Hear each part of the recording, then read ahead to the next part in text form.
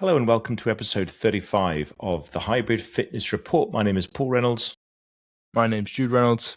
And today we're going to carry on from our sound impacted, slightly fuzzily recorded episode 34, which was right outside the Strawberry Arena with a huge amount of background noise, which the microphones managed to get rid of. Unfortunately, they worked so hard getting rid of the background noise, they didn't have much of our noise left back in. So that was still a pretty good review of Jude's race. So I thought it sounded quite authentic. It was very authentic, and it was a bargain at 22 minutes. So for a review of Jude's singles race, where he won the under-24 world title, please head to episode 34.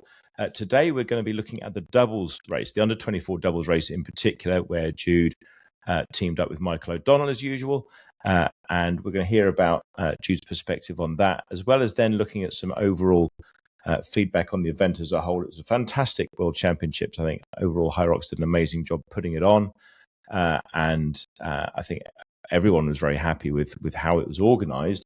But we'll have a look at some of the themes emerging from that and some of the big winners and the big question marks coming out of it. And then a little bit at the end of the pod about the new rule changes that Hyrox had just announced, including the format for next year's not majors. So the format for what's happening with the top 15, the world, the elite 15, and the next bunch of folks who are the challenger division. So very much a new and a different season ahead of us. A new and a different season which has already started. And so just to lead off, we're going to go back a week. But the first race of the season, the new season, is just after the old season's ended. So there's actually no real off season. It's just that the new season starts in Asia, right? And already when we're looking at the autumn series, with points now meaning prizes rather than times meaning prizes, I think there are a lot of Elite 15 and 16 through 30 ranked people who are looking at their performances last autumn. And last autumn was a very congested schedule, a lot of people getting a lot of points. People are looking at that and going, I've got some points to defend. So a lot of people can't really afford to think, oh, how many more points can I get? How much further up the table can I get? Because they're getting wins and good points tallies dropping off the 12-month rolling total in the next couple of months. That is a mighty Yeti water bottle you've got there, Jude. That's like Thank you, Swoop. Thank you, Yeti. Gallon. Yeah, my gosh. It's really helpful this morning. It's like when you're on a bike for 2 hours in the sun. It's quite helpful having, I don't know what this is, maybe 2 liters. Oh, 1.2 liters. Yeah, with this. Awesome. Yeah. So bicep curls with the Yeti. So I've jumped ahead of ourselves. So let's back up and get back to Saturday morning at a ridiculous o'clock. What was your kickoff time? 7:30 in the morning? Yeah, so I was up at 5 for that. 4:45, sorry, in my hotel. Yeah, me and your mum let you get on with that, and we joined you later when you were...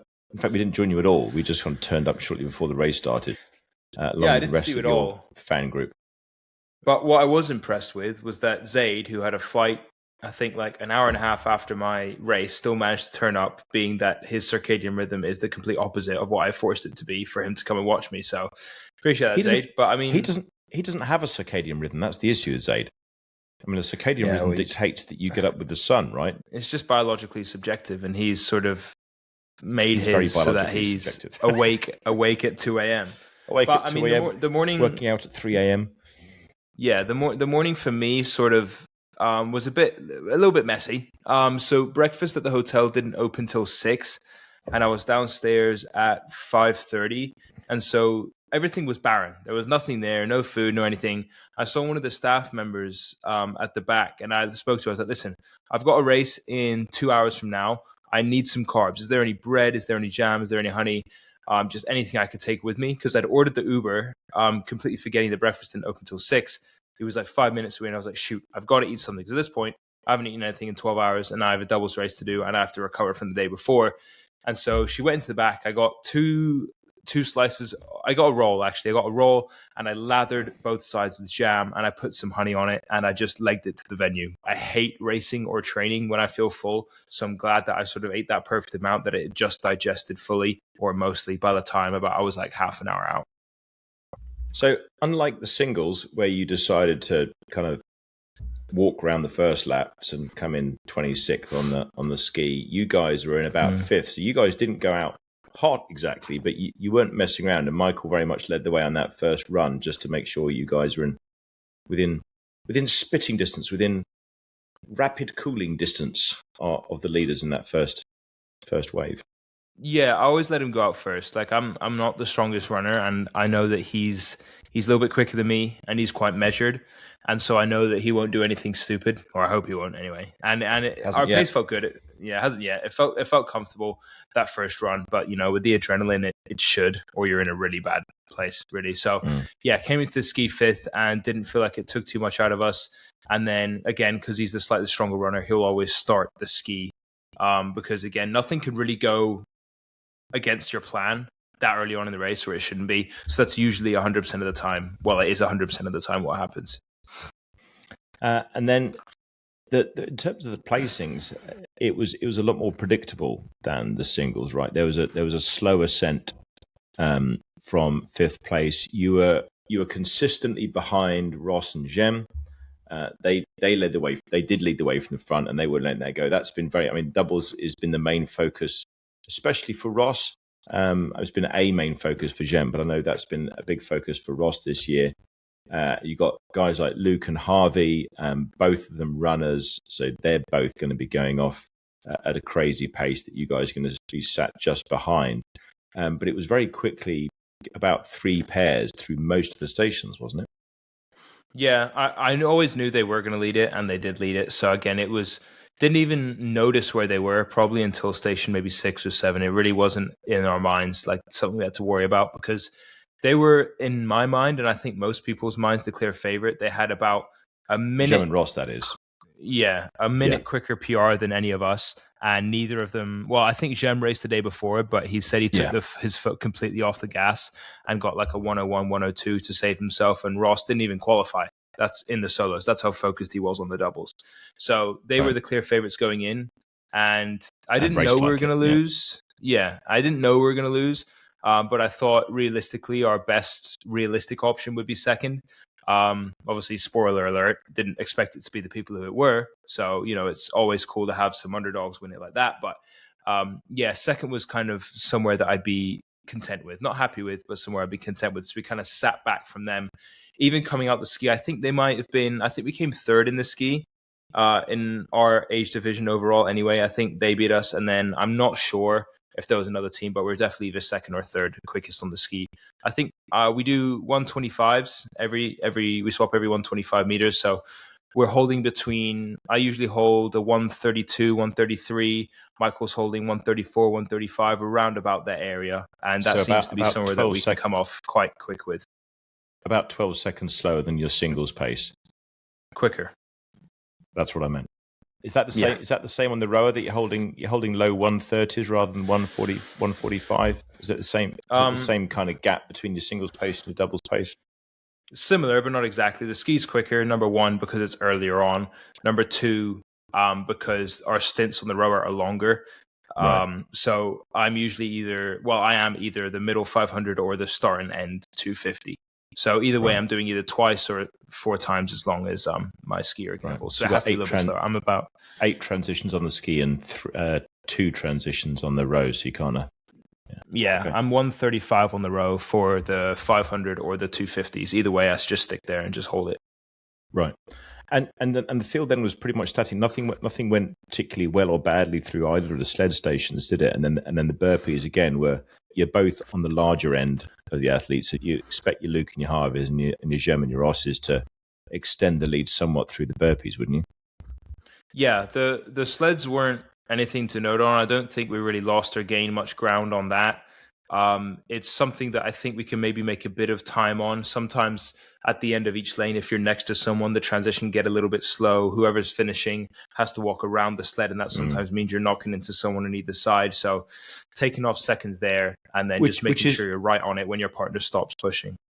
Which is hard, particularly because not only are the rules strict about where you're allowed to be during that, but they've made them even stricter now in terms of one person can't be in the next lane. Which is good. Like, you need to hold standards. You need to hold them firmly, especially at the top of the sport. So that's always a good thing. It's just there's clips of me as well, like going sideways in between. I think it was Harvey and Luke at the time who were right ahead of us coming into the push, just trying to avoid and make sure you don't obstruct anyone because, you want to be, if you're beating people, you want to beat them fairly. You don't want them to have to, there are a couple of incidents I heard over the Worlds, especially at the top end with sleds hitting each other, which, is not a way you want to win at all. It needs to be clean. So the way I want to win. Actually, the way I want to win is by hitting someone's Achilles with a sled. That's or if I don't get what I wished for in the previous episode, which is food poisoned rivals, then I'd rather just run over their Achilles with the sled. You've told me you don't even need rivals. You say you could turn up with a field of 3 people, get a flag, and be happy about it. So, I mean, your standard is you're not holding yourself to a high level here. I'm not holding myself to World Championship standard. This is true. I do not. I think it is fair. I'm not sure that people know this about me yet, so it's probably time that I announce to the world that I do not aspire to be a world champion. No, but you do aspire to qualify for the World Championships. Oh, I do. Yes. Yeah. But that's in the fever dream in the vast and distant future, and if my coach is up to the task, really. Well, in the nicest way possible, there was one person in the 70+ women division, so there is always room for qualification. You're saying there's room for qualification for me in 18 years if I manage to outlive all my rivals, so they could kick my ass all the way through the 50s, 55s, 60s, and 65s, but they'll all be through dead the coffin of massive coronaries by the time all of us turn 70, and then I will prevail. Okay, my prediction is you'll make it in the 60+ when it turns open. Okay, I'm gonna pause there for a second. So just to be clear, my coach thinks I will make the last slot at the World Championships in 2034. Is that what my coach is saying? Yeah. That's fantastic. If you news. Stay consistent, I think you're there, and I'll see you in Shanghai. If I stay consistent by not putting on loads of weight, which is kind of my vibe and how I roll, so to speak, then I will see you. That's how I cinnamon roll. So in the World Championships in 2034, where you're defending your world title, I will be qualifying. Yeah. That's fantastic news. That will be great publicity. Maybe you'll get a sponsor. Okay, Japanese. Good. Well, that was a tiny little sideline, but I think an important one to view my prospects for the next 8 years. Who knows how much of that is staying in, but... A lot of that is staying in. A lot of that is staying in because I think that's what people want to hear about. But, for the few people who are more interested in the World Championships, let's get back there. And I think we left you coming out of the burpee broad jumps, holding your position more or less. No? You took us to the burpees. I brought us back to the sleds because you decided to just gloss over the sleds. So I glossed over the sleds because there was no real movement in the sleds, so to speak, in terms of the order of who's the running order. I think the pull is something to note because of how me and Michael do it and how we've spoken about before doing full lengths. I'm surprised not a lot of the bigger athletes do that. Like, I don't know how, for example, Jackson Freddie... When you say bigger athletes, you mean favored athletes or sizable athletes? No, like biologically bigger athletes. Sizable athletes, right. Okay. Yeah, like Jackson Freddie have a background of rugby, and they're one of the top contenders for the doubles as well. I think we're all 4 of us are strong enough athletes to be able to do full lengths on the sled without taking too much of a toll because you then get a full length rest. That seems to work for us. Every single time we've done that, we've made distance in the field. And I think we made up a place, which if we're coming in 4th to the pole, 1 place is huge. So, and it's a big difference as opposed to coming in 20th and making up 1 place. So I think the 1 length each on the sled pull really works for us. And what we did there was I started and finished because I do a full length, Michael do a full length, I do a full length. And then to finish, Michael will do a 3/4 and I'd pull the last quarter just so that he gets a little brief rest before we go on to the run. Right. Okay. And then going into the run, we were fine. I wondered whether that last quarter was a planned thing or not, but it was, right? It's always open. Okay. Like we always plan on doing a length each, but we're like, just let the other person know 2 or so pulls in advance if you just want them to take the last couple. And then he was like, "Are you ready?" And he gave me 2, 1, and then I'm ready to go in. So that was fine. So, burpee broad jumps. Yeah, I mean, our burpee time was 1:49. So it's not up there with the best, and it's still Oh, Farmers was our worst station in comparison, which was only a second better than my solo race. Anyway, burpees was 50th out of 704. That's because so that okay. I mean, I'll it tell you wasn't why even that our is in a second second. worst. That's the station that I think is the most different between solos and doubles. Being able to do, I think I ended up doing maybe 50 meters compared to the 80 that I was doing in the solos is crazy. The more it takes out of you in the solos, the more of a difference you'll notice when you have to do less in the doubles, obviously.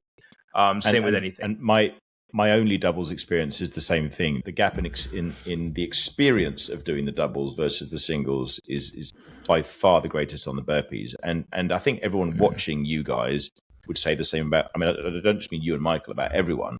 I mean, it's very rapid burpees, and your entire action. I mean, it's squat thrust, double footed sort of jumps, and just far greater pace than you're doing in the singles. I think it all comes down to what taxes you the most. Like at the end of the day, what taxes me the most and what makes me the most nervous going into it in the solos is the burpees. If you're someone who takes 6, 7, 8 minutes on the wall balls and that's what kills you, that's going to feel like the biggest difference. It's all subjective, obviously. So just for me and my experience, having to only do 50 meters was pretty nice. And I feel like some of your key rivals, actually, the big nervous thing is the same as what I was nervous about you in the singles, which is what is the sled push like? Because the sled push, there are some venues during the season, and Stockholm actually wasn't that different. That you can almost end you at the sled push. I remember in Chicago last year when the carpet was such a mess, that ended a bunch of people's challenges. Whereas Stockholm wasn't uneven at all. I've not heard a single complaint anywhere online about someone saying, "Hey, my carpet was ruched up." So it's all about the heat and the humidity that made the sled slow. And I'm sure some of the smaller guys relatively suffered compared to you and Michael. So I think some of them dropped away a little bit just because if they get a hot, humid sled lane, they can't deal with it the way that you guys can. Yeah. I think, there was a lot of that. People are always going to find some stuff in the race that don't go well, like what's wrong with the venue and everything. That's normal. And sure, it was a little bit more humid than normal, but you look on paper, it was 60% humidity. Higher end, but it wasn't anything that would completely blow you up unless you completely just completely messed up your tactics. So it is something that will biologically make you a little bit slower, but it wasn't to the extent at which that would completely kill your race if you kept everything proportional. And living where I do, where it's perpetually about 75% humidity, I fully endorse these 60% is not very much. Yeah. Okay. Although I don't live there, I think that 2-week stint in Cayman, 3-week stint in Cayman did help. Definitely did. And plus you did live here for 10 years, and that, so your body is slightly weirded up compared to most Western Europeans. Okay, so into the row, where I think I remember that you were the fastest pairing in the row. It was your one victory on the stations, wasn't it? Yeah. Overall, in the pro doubles, out of every single age grouper, we got 12th. So proportionally. So going back to the sled pull, which is why I know our tactic works, we came 3rd, 12th in the rows. But our row went well. Usually what we've done before is Michael will go first 250, I'll do 500, he'll do 250. But just because I could tell he was struggling a little bit more, I started and finished the burpees and then started and finished the row as well. But we ended up doing pretty much the same. I think my first stint on the row was 300. And that was relatively comfortable. I say comfortable, like it wasn't easy. I was still pushing it, but it was manageable. And at the top end of the sport, if you're recovering for 90 seconds, that is huge. So know that you can almost redline it into the row and recover. So it's sort of whatever I could do to make sure that I could recover in that 90 seconds. I pushed it as much as I could either side of that. And again, I was holding, I think, 134. Michael was holding similar for his stint in the middle. He did really well in that middle section to give me a load of rest. And then I finished off with the last 250 on that. And we came out. I think we made up a decent amount of time. So I know we were holding quicker than Roche and Gem on that one for the duration. Your overall farmers' times as a solo racer this year are between 121 and 127. What did you and Michael do? 119. So, it's not particularly quick. It's not particularly slow. I think there's definitely a handful of seconds to take off there. But that was, as I remember, so I took it first, rounded the corners. So I did like 105 meters because whoever takes it first always drops it around the corner instead of before it. I remember Luke and Harvey were entering their first lap and we got a bit caught up with them. I'm not sure how much that affected Michael, but as I was changing over, I think I lightly bumped into Harvey's shoulders. There was a bit of stuff there, but that would have taken off maybe a second. So it's just being more aware of when we're dropping the farmers, and there's not too much to say on that, but just it's a good station to sort of recover on, whether you're starting or finishing. So I've watched one of Lars Rademacher's posts about the farmer's carry, and it shows a video of him and his doubles partner Niels doing their farmer's carry changeover, which avoids all the problems that you and Michael are prone to with doing what almost everyone else does and putting the things down. But it looks very scary because they basically just swing the things into each other's hands mid-jog. It looks absolutely terrifying, but they seem to have it absolutely down pat. What's the deal with why more people aren't doing that? Because he's putting it out there and going, hey, this is how we get better farmers' times. And it looks like if you can pull it off, you are going to get better farmers' times. So I believe there was a Belgian Elite 15 duo, Peter Mason, Tom Fransons. I believe it was them that first sort of brought popularity to that. The issue is, in the rulebook, if there were two separate pairs of hands on the kettlebells at any point, that's a penalty. And so it is a huge risk with maybe a 2 to maximum 3 second reward, which at that World Championship, I'm not looking to take at all. In a doubles race, spoiler, it came down to less than that. And so if that's going to be the difference between, a 15-second penalty to gaining 2 to 3 seconds max, or whatever the penalty is, which is probably more, that's, I'm not willing to take that. Especially with other racers. Like if there's a pair behind you and you slow down all of a sudden with no warning, they knock into you. That could also be a separate infringement penalty. So there's just a plethora of reasons as to why I wouldn't do that. If you can nail it every single time, do it. Like if Lars and Niels have got that down to a T, do it. But I just think I would never opt to do that. And they have, and I think they race and train more often together. That's probably one of the keys, is you need to train together. And you and Michael never have the opportunity to train together at all. So that also makes sense. So tip of the cap to Lars and Niels for their farmers carry form. But I think most of the field are going to stick with what you're doing and not risk what is a good looking move. So you pretty much held your position of farmers. Then and again, my memory of the stations you were at, I was paying more attention to the transitions, I think, than your placings watching you go around. Yeah. How did you guys get on at the lunges?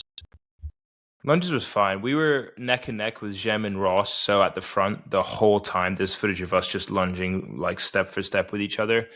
I did notice a couple of pairs behind us, and halfway through lunges I was like, they're not the only ones we got to worry about. Let's pick it up.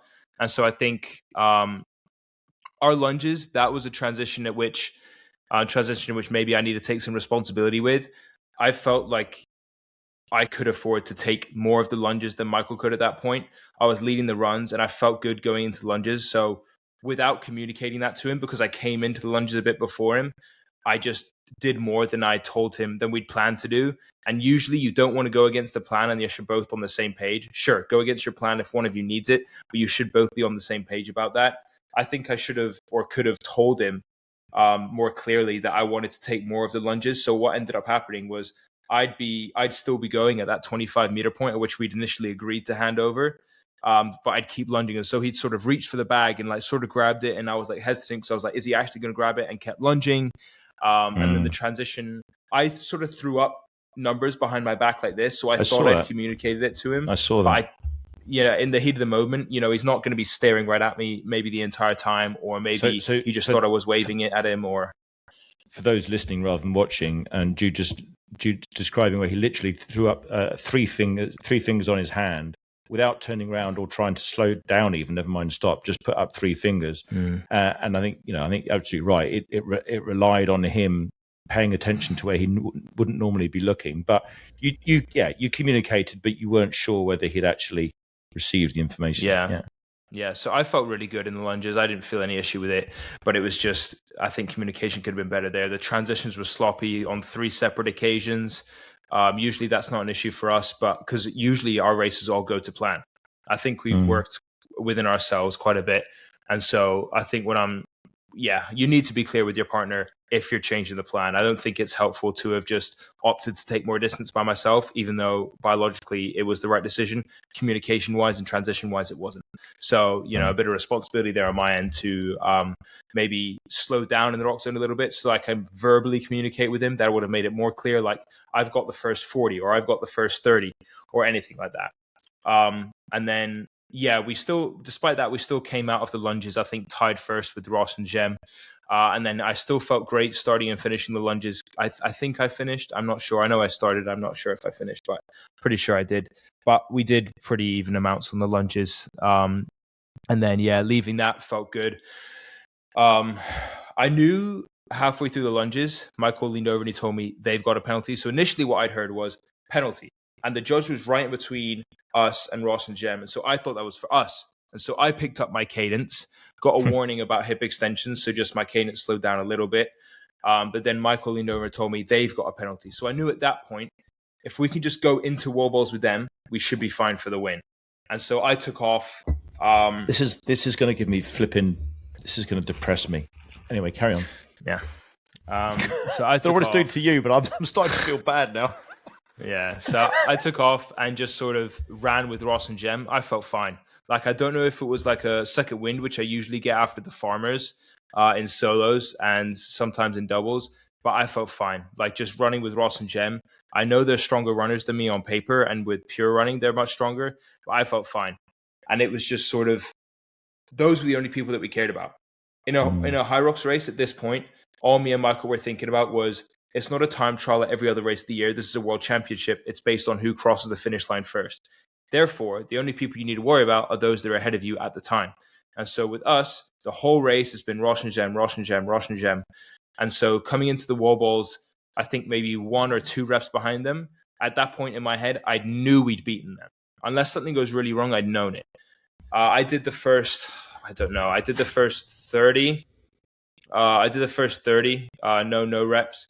Gave it to Michael. He did the next 40 or 50. I can't 50. entirely remember. 50. Changed 50, to 80. and then changed to 80. And at that point, I didn't know how much of a lead we had. Rushed my first rep, got a no rep. Rushed my second rep, or panicked during my second rep, got a second no rep.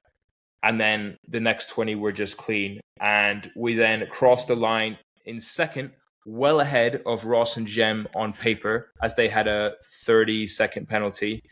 And just behind us, second behind us, was another team, Ewan and Connor, who had started at the back of the wave, and we didn't see them the entire race. And in our head, doesn't matter. Times don't matter. Cross the finish line first, obviously disregarding a penalty, you win. So we cross the line, we celebrate, we get announced as winners. And then as we're on the ground, we look up and we see a team that's beaten our time. And that's sort of when we see them celebrating, and we realize that we've been beaten in a time trial format in a race that we thought was a race format. So overall, I think the most painful race of my entire life. I can't quite sort of put into words how it feels to be announced as double world champions and then realize that isn't the case anymore. Looking back on it, I don't think there is another way in which I could have been given more ammunition to do better next year than this exact scenario. I think I've said it before, finishing so badly last year provided a different type of motivation. Now, I think if I'd won both, there's no way I would have been complacent. I'm not like that as a person. I'm not cocky, but I'm not even that confident. Like, I know I can do well, but I'm not a super confident person anyway. So even if I'd won both, I wouldn't have felt, any type of way about it. But I think knowing that we came second is just unlocks a level that I never would have gotten, I don't believe, or will have if I'd won both. If we'd won both. So what is that level? Is it rage? Partially. I have to actually Lauren just messaged me now. I have to do a bit of a voiceover for the YouTube video on my channel. And it's going to be voiceovering a lot about the end of the doubles and how it felt. and Oh my Laura gosh! sent over the I'm not watching that video, episode. I'm not watching that the episode. YouTube I video, can't take and it. it was just, yeah, watching it's really hard. I can't really bring myself to watch much of the footage of our finish of the doubles. Again, super happy for Ewan and Connor, and I think racing against them was so awesome. And there's not a pair I would have rather to have beaten us than them, even if it was by a second. Like, I'm so happy for them. And on that, just to reinforce some of what you said and some of what I saw and experienced myself, Michael was telling me afterwards that they're a great pair of guys, and you mentioned that Ewan, who was in the singles and didn't podium the day before, one of the pairing that beat you guys in the doubles, he came up and congratulated you a bunch of times. One of the main pictures, one of the kind of popular pictures up on Instagram, is of Ewan congratulating you because he's so happy for you. So it's nice to feel pleased for the guys who won, and you definitely felt pleased for both the guys who won, even if pleased wasn't your overriding emotion. Carry on. Yeah. I think overall on the weekend, like taking a step back, solo world champion, second in the world for doubles. I mean, on paper it's great, but I'll say it again on here as I have on the other social media. Like, your goals fluctuate. Going into the weekend, this would have been pretty much the best case scenario I could have ever imagined. Yes. And having ended the weekend, it's emotionally the worst thing that could have happened. But there are so many positives to draw from it, like coming, second, whatever. But awesome motivation, great drive for next year. I said it to you and Connor, like, you guys thank you for beating us and giving me the most flammable source of gasoline I could possibly want going into this next season. Like, I'm gonna be cooking with that in my head every single day. Anytime in training that something gets hard, if I stop now, is that going to make a second difference? It's not going to make much of a difference. Could it make a second difference if I stop 10 minutes early on this zone 2, if I don't do another rep of this threshold? If there's any chance at all that that's going to make a second difference in 364 days time, I'm not stopping. And maybe I won't be in age group. Maybe there'll be something different next year. The likelihood is I'll be racing both singles and doubles in age group next year, and definitely wanting to win my age group for both again. Who knows what new athletes are coming in, but that is going to be sort of the center point in my mind moving forward. The flag's up in the gym, the second place flag. Maybe that needs to be even more of a center point than the first. I see Hunter's trains with his, I think he has like a second place flag or something that he has in front of his treadmill. So you're basically just going to rage bait yourself. You're just going to rage bait yourself for a year. Yeah. But I mean, I'm just, super thankful to Michael for helping us get that second place. And we've spoken a lot, and he is incredibly serious about us and our promise next season. So I'm, super happy if he's available, willing to do it again next season. So definitely excited to see what we can do. I've already put it out there with a couple of people. I want a 54 pro solo in Hong Kong, and I want a sub 50 doubles in Hong Kong. Sub 50 as well. In my days. Okay. Yeah. So weather and course permitting. 54 what in the singles? 50, don't care. 54, 59 or below. Yeah. Something 54. Okay. So a 54 something and a sub 50. I just want to also give in terms of people who might be rage baiting themselves for the next year, a shout out to Jem and Ross, both of whom I spoke with. Just a shout out to them because their penalty was on the burpees. They attracted a penalty for doing something which became legal about 20 minutes after they finished, which is the slightly staggered steps. So bearing in mind that was, the doubles was their A race, and they were the favourites and they were the record holders at the time. So I really felt that I didn't, if I wasn't feeling so bad for you and Michael, I'd have been feeling bad for Jem and Ross because they ran a great race and didn't come away with the win. I definitely think they were the best doubles pairing on the day, to be honest. So it was going to be either second to them or Ewan and Connor. So, taking all things into consideration, apart from the fact it hurts, can't be upset with second when I don't think on paper we were the best team. So it's not like we got robbed or anything like that. One of those teams, two teams would have beaten us, I think.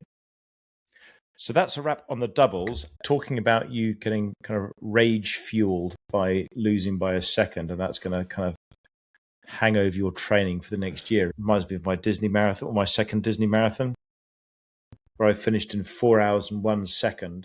That actually my failure, in inverted commas, at the Disney marathon is how I got into functional fitness. So I'd done decent training for that and finished in 4 hours and 1 second. And then I started doing CrossFit.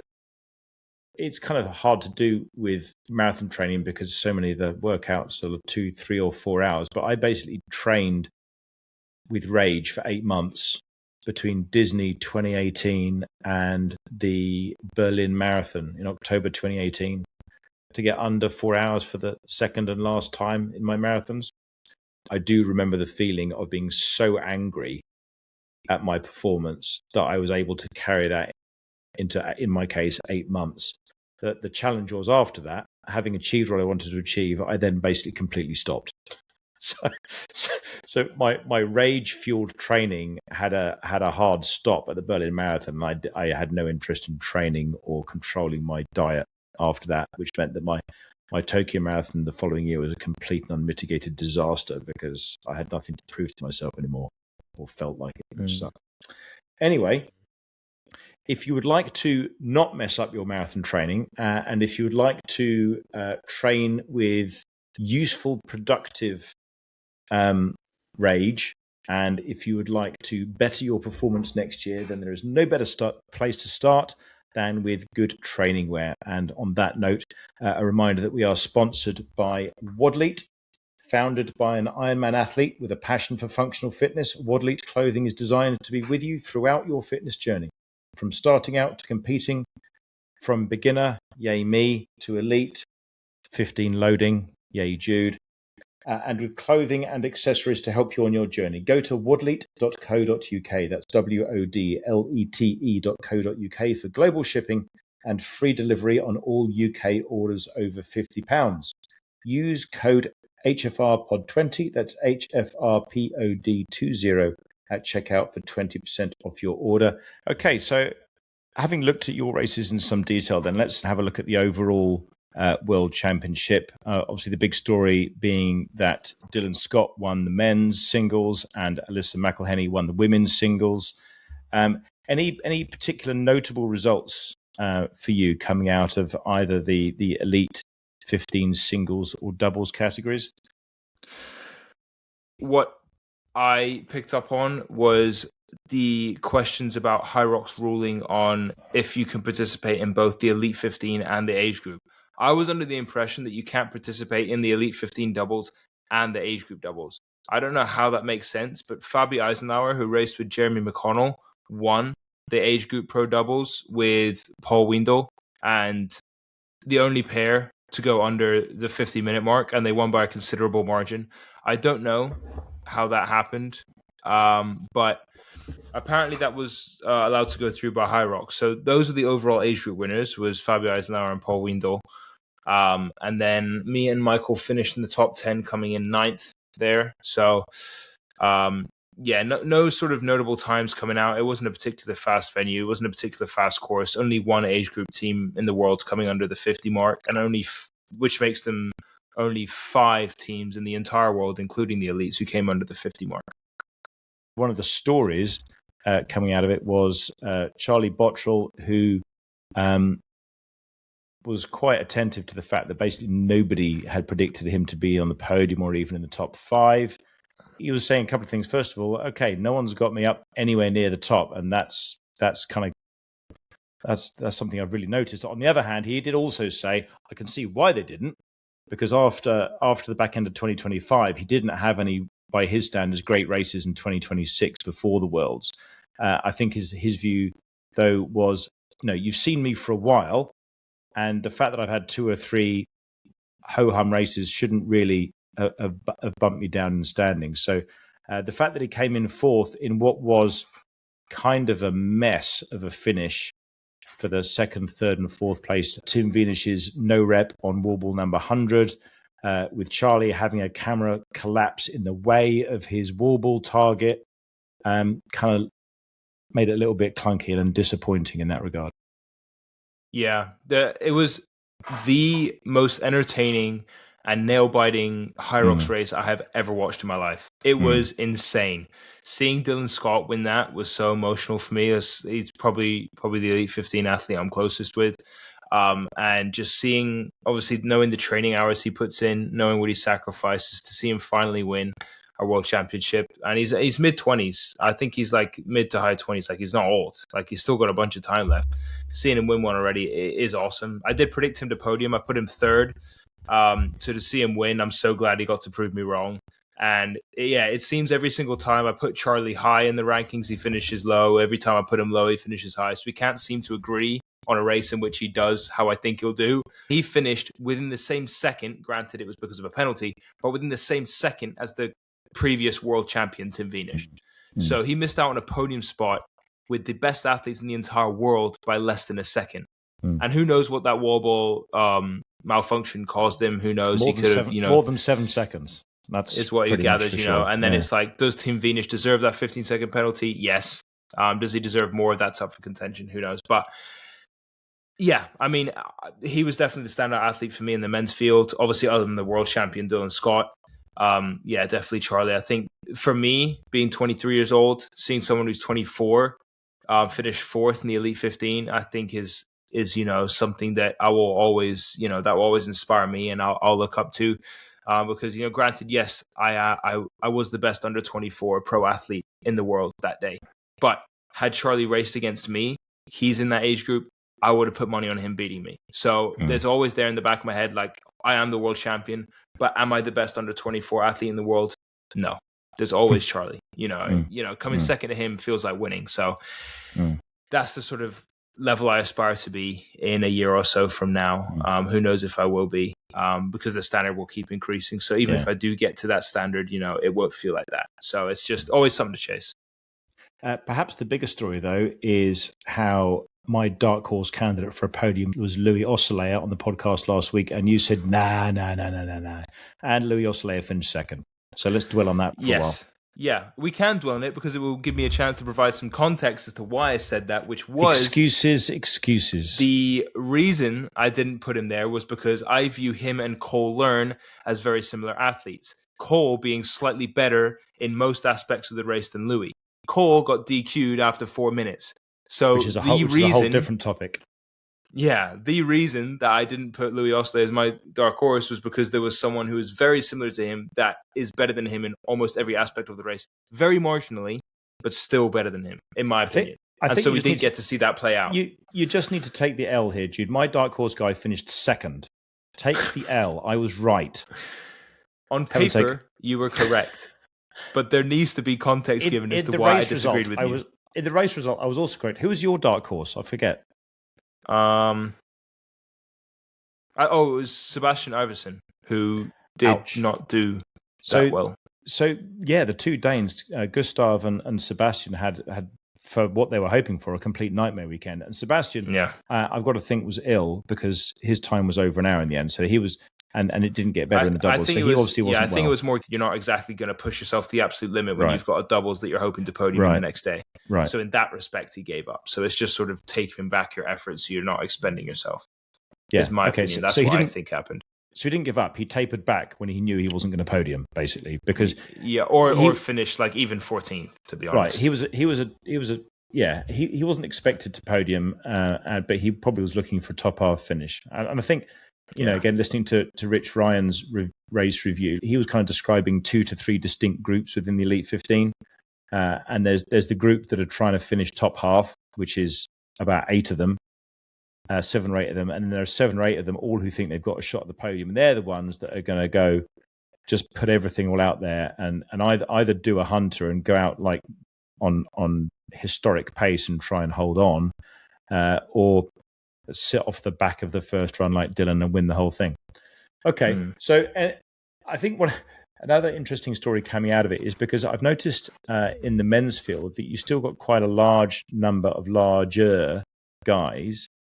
Whereas in the women's field, there does seem to be a greater preponderance of lighter women, and that I think has and with Alyssa McElhenney, who's a marathoner, someone said that she was just a marathoner, which is kind of funny given the training that it takes to be any kind of a marathoner. So she's been trail marathon Olympic standard, by the way, which requires absurd levels of commitment. So the fact that you have lighter women now winning world titles. There's several memes about female marathoners all over the world kind of looking at kettlebells differently the morning after Alyssa McElhenney won the world title, think, yeah, maybe I should do that. And I think for sure on the women's side, you're definitely going to see more Saskia Millards, Holly Archers, Alyssa McElhenney's entering the sport and being almost immediately top 30. You've got Luke Greer on the men's side. Last year at Worlds, he had a 1:0 something or other. As soon as he got his stations sorted out, really, wow, he was I think I beat him by like 20 seconds. Oh my gosh, he was appalling in Chicago, and then proceeded to take 7 minutes or 6 or 7 minutes off that for the following year. So I don't know that it's going to happen quite so much in the men's side, but it looks to me like a lot of women distance runners might be entering the sport. Does that track with your perspective that the lighter women seem to be able to jump in higher, whereas the lighter men less easily?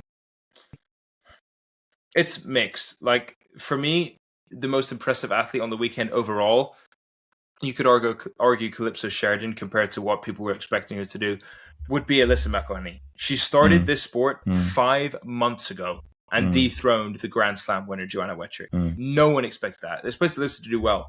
And maybe someone predicted her to win because of her RPE, of her perceived level when she just put down a crazy time. But she's been in the sport 5 months. Now, I think elite level runners that come into the sport will take off quicker than those who are coming from the opposite end of the spectrum, like CrossFit or something like that. But because Hyrox is such a low skill sport, in most respects, obviously there's some skill involved. It is such a low skill sport. You will always come in a little bit better than you will at any other sport, because any other sport requires a lot of sort of neurological adaptation, a lot of skill, and you have no option but to build through that. You are not going to be immediately good at a skill that you've never learned before. You have a level of fitness that can carry over far better than, for example, in CrossFit. Just because I can power snatch, power snatch 300 pounds, that doesn't lean itself to a handstand walk over steps. Like there are so many different aspects that you need to learn in football and baseball and CrossFit and almost any other sport. That means you have to spend objectively years and years and years neurologically and physiologically adapting to that specific sport. With Hyrox, because it is so low skill, you can carry over different levels of fitness from CrossFit, from marathon running, even from UFC, from boxing, from swimming. That level of fitness will get you way further in Hyrox than in any other sport, because you only have the fitness to accumulate, which is already there. And so that's why I think runners have come in and done so well in comparison to the field, because over 50% of the race is running, of which they've already been training. So yes, they've taken off in Hyrox, but will they continue as the standard overall gets better to be at the top? I'm not sure. I think the men's field is still deeper than the women, which is why we're seeing a bigger spectrum of body composition athletes competing at the top in the men's field. You have Louis Osley versus Tim Vienisch. Awesome to see Louis Osley coming in second. He's built similarly to me. But I think until the women's field catches up to the men in terms of depth, I think you'll continue to see runners coming in and sort of taking the field by storm, because whatever you've had more experience with, whether it be running or stations, running makes up more of the race. The runners will do better if the women's field hasn't had a load of experience already. It's kind of hard to explain, but it's just sort of the lower skill a sport is, the more you can transfer fitness from other sports, because it will translate quite easily. Right. Which leads me to my next question about, and I think this might be a little bit more of a predictable answer, but the doubles versus singles. So potentially runners coming in and doing doubles are going to be even more successful, because is it not true that your pure runners are generally better at doubles, which is why in one sense you and Michael are kind of outliers in being at the top in doubles, because you're both larger than the average. Typically, you want smaller people for the doubles. Is that true? Yeah, that main point sort of stands true. It's because the reason that is because the running stays the same. You run the exact same amount, but if you take it from individual to individual, you as an individual athlete in the doubles are doing a higher percentage of running to stations than in the solos, where it's about 55 running, 45 stations in the solos, and then that shifts to maybe 60 to 70% running, around 30% stations, because you're splitting the stations with your partner, but you're doing all of the runs with your partner. So yeah, even about 75 to 25%. So basically the less stations are involved, the more of a runner type athlete you can get away with being, and the quote unquote weaker you can get away with being, because just the less weight is being needed to move for a less amount of time. Right. Okay. So potentially even some new doubles pairings might shoot even higher to the top in their first few months. Yeah, so I think as the sport grows, I think doubles is where you're going to see the biggest change in field. I don't think in 10 years there'll be a single solos athlete that will be able to podium in both. You'll never see a Tim Venus and Ronkovic both podiuming in solos and doubles because you can get so specific on the energy demands that are different for doubles and solos. It's a debate as to how different it is, but I would venture to say that in 10 years you won't see a single athlete being able to podium in both, especially if it's on back-to-back days. I think Luke Greer and Holly Archer might be the scariest mixed doubles pairing out there right now. Both that serious, is terrifying.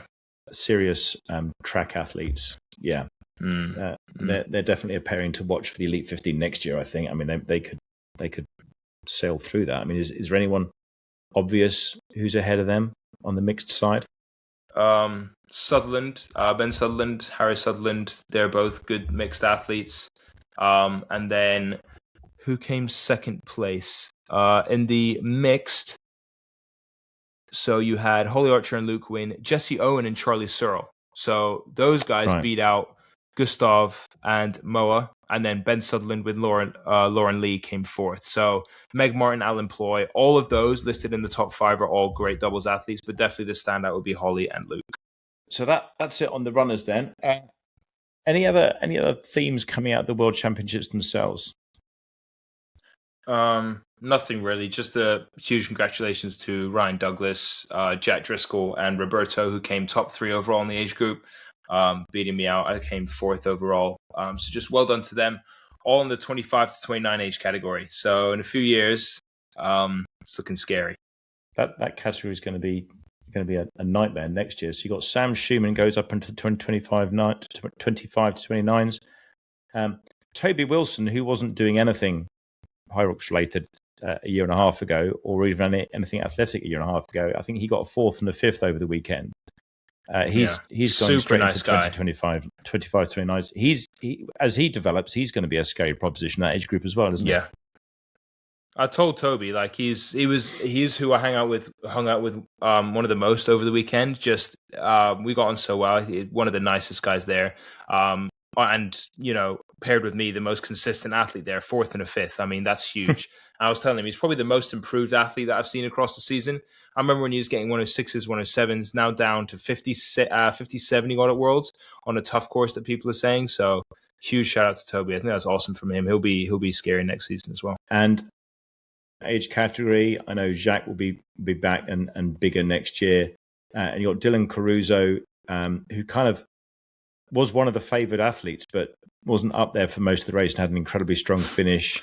He rounded out the podium with you and Sam. With Dylan, I felt really bad for him. The dude got stuck in the second wave, I think, with Evan, who were like 2 of the top 5 or 6 coming into the weekend. I don't know why Hyrox did that.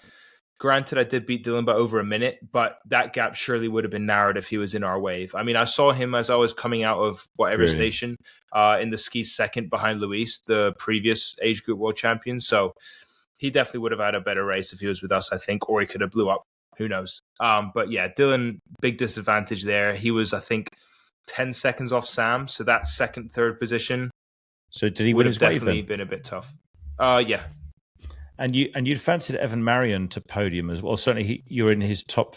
He was in your top 5 predictions for your age group. The other thing coming out of your age group, by the way, that seemed quite remarkable is that so even though they didn't make the podium, 6 of the top 11 athletes in your age group are French.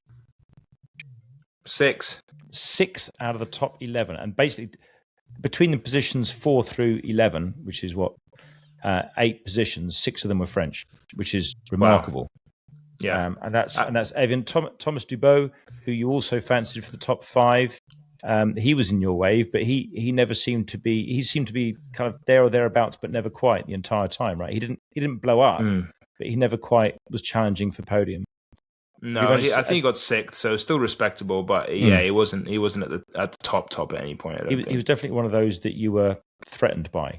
Talking to you off podcast, the likes of Thomas and Evan, as well as Sam, were several of the guys who thought they could legit beat you, even if you had a decent day. Okay, just to mention something I've gone on about a couple of times on the podcast is wanting to see a Hyrox in Prague in the Czech Republic, one of the most beautiful cities in the world. I managed to have a chat with Thomas Tverdik, one of the Elite 15 athletes who is a Czech, and asked him about it. And he said there just isn't a venue big enough. So I mentioned a couple of places that I've seen that I thought were big enough in Prague, and he said that they're actually not. And that's the only thing getting in the way. So would someone in the Czech Republic please build a big enough stadium to host a Hyrox event? Because it's annoying. As a consolation prize for that, however, Hyrox announced, I think 2 days ago, that Budapest in Hungary is making its Hyrox hosting debut this coming season. So it's a relatively short railway journey to get from Prague to Budapest compared to most other journeys people make. So hopefully a lot more Czech and Eastern European, south of Poland, participation will be happening at Budapest. So I'd love to get to the Budapest race, although I don't know whether there'll be time to squeeze that into the diary. Mentioning obviously that next year's World Championships, the 2027 World Championships from the 10th to the 13th of June, are at the Asia World Expo. We assume it's there because that's where previous events have been hosted in Hong Kong, which should lead to fewer people competing and more of them being jet lagged, I would have thought, given that the relative majority of folks to be arriving from Europe and the Americas versus Asia Pac.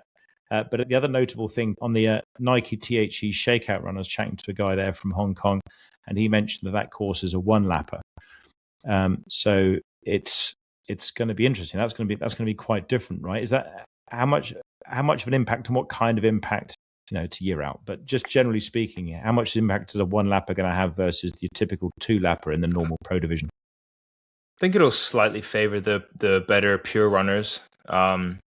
Like maybe by, who knows how many seconds overall. It won't make minutes a difference, but it'll definitely either subconsciously and a little bit physiologically help them just because they can stretch their legs a bit more. There's less having to slow down and then sort of equal out the field.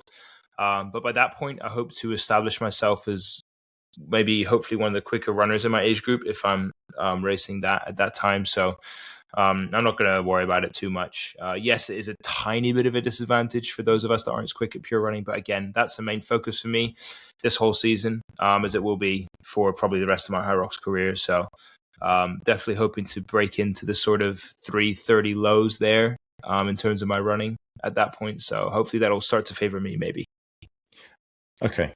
So another thing on there. And so the venue for next year's Worlds was announced between the women's and men's Elite 15 races on Thursday night. And we were at the women's Elite 15, and then we went back to the hotel so you could get a good night's rest before your race the following morning. By the time we got back to the hotel, the nearest hotel to next year's World Championship venue had completely sold out, which is completely nuts.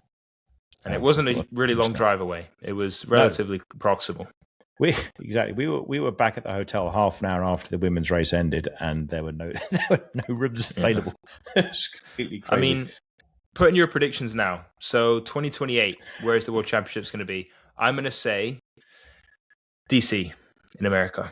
That's my prediction. States, after only 2 years gap. I'm going to predict America, and I think the year after that it'll be London. That's a good shout. So Manchester was what year? 2022? The last UK Worlds? 2023. So you had Vegas in 22, Manchester 23, Nice 24, Chicago 25, Stockholm 26, Hong Kong 27. So it definitely won't be Europe. It might be Toronto. Go North America, but different. When do you think they'll have one in Oz? When's the first Australian World Championship hosting experience going to happen? 4 years' time. Right. Yeah. When they'll have very many, very jet-lagged and fewer competitors. On which subject, how much are you looking forward to your 24-hour flight in 2 days? Yeah, so I'm flying to Sydney Sunday morning and getting there on Monday evening, having Tuesday, Wednesday, Thursday to adapt, racing on the Friday, I believe. Mainly, it helps that JK's not racing, so he's doing pro doubles. I don't think he's doing pro solos there. JK, don't get any ideas. But yeah, the aim is obvious. I'm not going over there to come 8th or 10th. I'm going over there to win. If I don't, it's entirely possible. I have no idea what 24 hours of travel is going to do to me, racing in a completely different country. Nothing good. Yeah. So, time-wise, standard venue permitting, I'm looking at 58, 59 is my guess. But I was speaking to one of the guys from Down Under, and he says that no one in the under 24 age group has ever broken 59 in Australia, even the locals. So, I mean, that could be, A goal, win overall, B goal, win age group, C goal, break 59. D goal, don't really want to go that low, to be honest. But yeah, well, your D goal is just don't get deep vein thrombosis. I think that would help. That's the main D. Okay, so a brief chat about the rules. So the Hyrox rule changes that came out. I alluded to it earlier. One of the rule changes involves the burpee broad jumps, where you are now allowed to stagger your feet.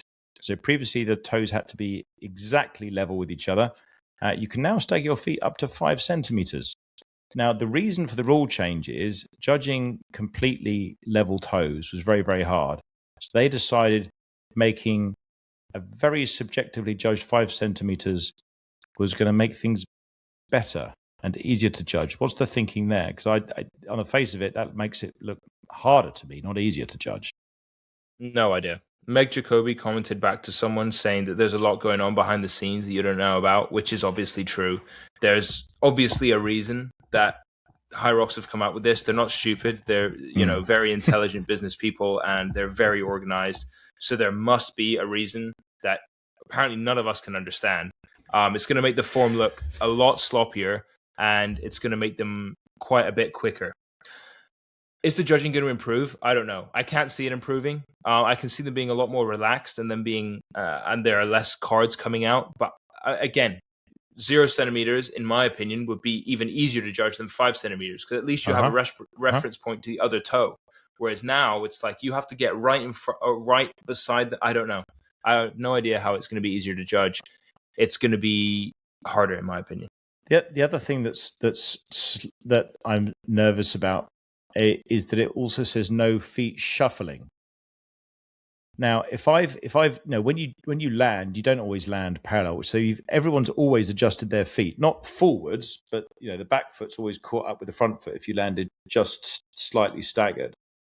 Now, what line are the judges going to draw? What's the difference between adjusting your back foot and shuffling? And we might see a couple of early season, messes on that one. Like last year, we saw a bit of a mess at Maastricht in the European season opener with squat depth on the wall balls. I remember Graham Halliday being completely messed up with judging a couple of races in a row at the beginning of the season. Various other people going, that was actually to depth, or why aren't they judging that as being not at depth? That took a while to bed in. I suspect this might take a while to bed in.